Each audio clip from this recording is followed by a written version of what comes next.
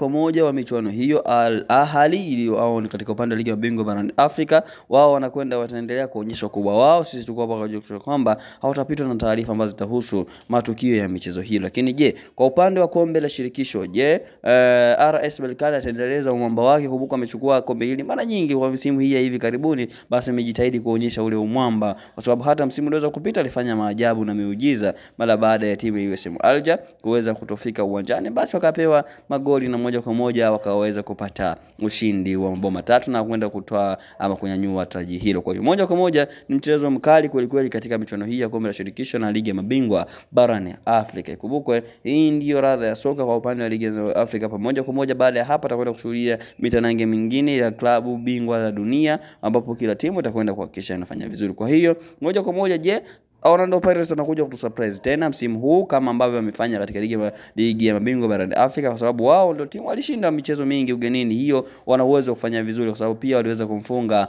Al Ahly, walimfunga ugenini, wakamfunga MC Alger, pia waliweza kumfunga ugenini. Lakini kwa upande wa Mamelodi Sundowns, je, watakwenda kushinda ugenini kwa mara nyingine? Tuweze kuona. Lakini kumbuka mchezo wa mwisho wao waliendosha Esperance de Tunis, kwa sababu mchezo huo ulimalizika nyumbani ya Mamelodi Sundowns ilishinda 1-0, lakini baadaye alipokwenda kule nchini Tunisia, basi wakaenda kulazimisha sare ya bila kufungana. Kwa hiyo lolote linaweza kutokea, tuweze kusema mchezo huo umemalizika. Kwa upande wa Stellenbosch kutoka Afrika ya Kusini, naye pia mchezo wa mwisho kumbukwe hivyo mambo yalikuwa tofauti kidogo, sababu nyumbani alilazimisha sare ya bila kufungana, lakini alipokwenda ugenini akapata bao moja ambao likamfanya aweze kupita direct.